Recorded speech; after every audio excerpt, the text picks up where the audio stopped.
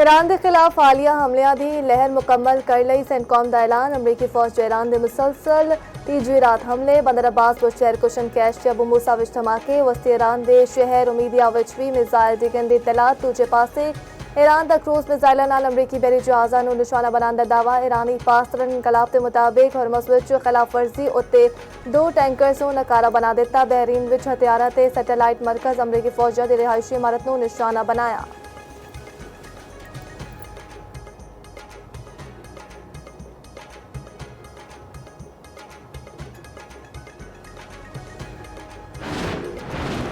मुत्तहिदा अरब इमारात दी Iran वालों 2 जहाज़ों को निशाना बनाने की तस्दीक। अमाराती वजारत दिफा के मुताबिक हमले का वाकया ओमानी इलाकियां पानिया विच पेश आया।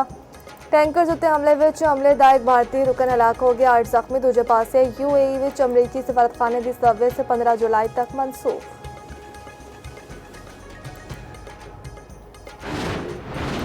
अमरीकी सदर डोनाल्ड ट्रंप का ऐलान उत्ते होर हमले का ऐलान। आख्या ईरानी अफवाज को तेजी नाल तबाह कर रहे हैं।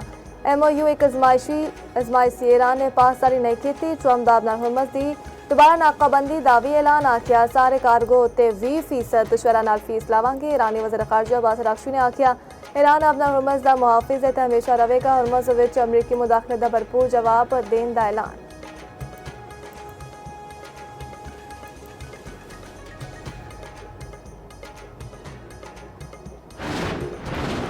लाहौर सियालकोट मोटरवे उत्ते कार ते ट्रॉलर विच टक्कर, 2 खातीन मौके पर जहां बाग, 1 शख्स जख्मी। जहां बाग होने वाली खातीन की शनाख्त फरिजाना ते सना दे नाल हुई। फैक्ट्री एरिया विच तेज रफ्तार कार के ड्राइवर ने 2 राहगीर बराबर को टक्कर मार दी। एक जहां बाग ते दूजा जख्मी हो गया। कार ड्राइवर उमैर गिरफ्तार।